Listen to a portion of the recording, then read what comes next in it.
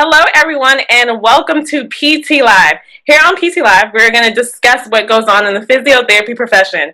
Some people don't even know what the profession is about, so here we're going to educate you about that. Today, I am interviewing Dr. Tameka Duncan. She's also MDT certified physiotherapist that's been practicing for about 8 years now. She comes out of Clarksville, Tennessee. And she's going to tell you a little bit more about the profession. Now, Tameka, you're also you work in a nursing home at PRN. You also do home health in addition to working at outpatient ortho. Tell us a little bit about what home health, because a lot of people may not know what that is. So home health, it is basically where a physical therapist, occupational therapist, speech therapist, any type of healthcare professional, they come out to the home of patients who are what we consider homebound. So whether that be, due to decreased conditioning, decreased endurance, just whatever their health status is, it limits them to being at the house. So until they get stronger, until they um, have the ability to safely get out into the community, then you have healthcare professionals that will come to the home to provide treatment accordingly. Okay, that's good. I would say that's a great added benefit to have in the physiotherapy profession, especially Hmm. for people that are not, as you said, mobile to get to PT. It's another stress on themselves and their family. So I Right. know it's an absolute asset for someone to come, like you, an amazing doctor, physiotherapist, to come and help them with their physio treatments. Now, I'm going into the questions. Now, what is an interest that led you to dive into the physiotherapy profession? Uh, Overall, I always knew that I wanted to go into healthcare. At one point, I thought I wanted to be a medical doctor. But I took a class when I was in high school that introduced me to the profession, and had the opportunity after that to volunteer in a clinic when I was in undergrad, and I fell in love with it. I love the thought and the idea of being able to help rehabilitate people back to their norm. So that's what really sparked my interest. And like I said, once I seen it for myself, I was like, "This is it. I know this is what I want to do." And I was that anomaly. I was that one person that I stuck with the same major throughout college. I never changed my major because I knew that this was what I wanted to do.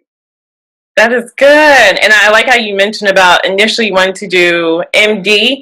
I've noticed that with a lot of people in the profession, they at first wanted to do MD, but then they're like, I want to spend more time with patient care. That's a big thing. And just be able to really be part of a plan of care or a treatment program with their patient. And I also commend you for staying with the same major, because I changed mine 5 times. Don't judge me. But it's okay. Now, have you ever had a situation where you had to inform a patient what physical therapy consisted of and that they were surprised? Tell me about that and how that went about. Oh, yeah, absolutely. Like on a daily basis. A lot of times we have patients that come in and they think we're massage therapy therapists, and it's like, no, PT will consist a little bit more than massage. I do let them know that there may be a component of your therapy that will require hands-on or manual techniques where I do a form of massage, or we call it myofascial release. Mm-hmm. But yeah, a lot of times it is a big education tool, just in teaching them. Okay, it's going to be this. We're going to do exercise. We're going to work on posture. So I am educating patients on a daily basis as to what we do as therapists. Also, too, a lot of times I will get patients that come in. Let's say they have a diagnosis of severe arthritis in their knee. Their knee hurts, the knee, or they have a bulging disc. And so many times they ask, well, they say therapy won't heal my arthritis. Will therapy heal my bulging disc?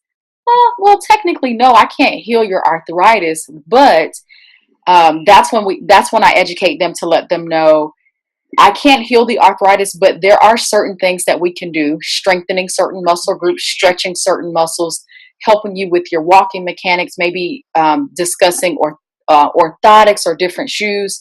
And doing all those things, it will essentially help take some pressure off of those painful joints to help improve their quality of life. So I'm constantly educating patients on the benefits of therapy and what we do and why they should choose it. Education is powerful. I mean, that's the main reason why I'm doing this, to educate people about what physical therapy consists of. And as you said, it's something you do on a daily basis in our profession. So, hey, keep on educating. Now, thinking about the physical therapy profession, where do you see it going in the future, or transitioning to, or evolving? Like, what are some areas of growth that you see is good for physiotherapy to dive into? Yeah, we are definitely right now in the times that we're living in. We're definitely in a very technology driven society. And so, what many people will start to see, and what you're probably seeing already, I know I've seen it with my health insurance, is what Mm. we call telehealth. Where basically you can access your doctor through telehealth, through a computer, an iPhone, things like that. And so I think as that continues to evolve, I definitely see physical therapists being able to do that. And I like it. I like the idea because you can provide that one-on-one care, whether it be just hey, a question, hey, I have a question about this, or doing some type of full treatment. So I definitely see us progressing into the telehealth market. Mhm. Um, Also, um, one other thing that I see is just really is us transitioning to being the primary people that people refer to when you think about pain. Like, okay, if I sprain my ankle, I see us being the what I guess we consider the musculoskeletal experts that people will think to contact us first, because we have that knowledge base, we have the education to treat you. Essentially, when you go to the doctor, they're gonna very likely send you to us. Mhm. So really, just I see us being the primary care provider in that sense, because we are the musculoskeletal experts. And one other area for sure is we know we're with it throughout the country, that a lot of people are we're seeing an epidemic of people being addicted to painkillers. Mhm. And again, just I see us being, again, kind of reinforcing what I just said, but that primary care provider for those who suffer with chronic pain or any type of pain, letting them know that this is another option that you can choose, instead of taking these powerful pain medications and then you run the risk of addiction. Yeah, no, addiction is absolutely a scary thing that people, it's a real life situation that happens with painkillers, or some people call them opioids. But Hmm. I remember reading an article or seeing on the news about a certain athlete that was pulled over, was under the influence of drugs. And then I kind of knew of this athlete's history. They had multiple back surgeries. So clearly they may have been in pain, hence why Right, they became led to the addiction. And in my right. pharmacology class, I learned about how some of those have addictive properties, like your body wants more and more and more. So, Absolutely. no, absolutely. The power of physical therapy to help prevent those addictions is something that needs to be implemented even more. I love how you also talked about telehealth. Is telehealth something that you're currently implementing or using? Because I remember you mentioned about speaking with some of your patients. I'm not doing it currently. Well, I'll say this: technically, no. With family and friends, yes. Okay, getting ahead of it. That's smart. That was a With good thing to get ahead of. Yeah. So, with family and friends, absolutely. If they have a question or a concern about anything, it is the quickest and easiest way for me to, okay, see what's going on, show them what to do, and keep them moving forward. So, Okay, that's good. So I say your answer is yes, just by what I've heard. But others can judge. I say yes, but it's a powerful tool because when I attended the American Telehealth Conference, they talked about physical therapy being introduced into that space. hmm. And I think a lot of us think, okay, physical therapy, we treat with our hands, but it's more than that. Like you just said before, the power of us educating, knowing that our patients can log into a system and be able to have like a chat with us like this. And it's like, okay, Dr. Duncan, okay, what's going on? So when I sit down for more than 20 minutes, tell me, do I need to do those McKenzie back exercises that you keep telling me about?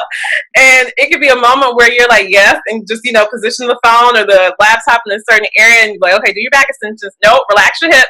All right, exhale. Like it's things that you can do to help coach them and educate them. We don't physically have to touch our patients to make an impact. So I love how you also talked about the power of education with that. So next question. So now, what does PT mean to you?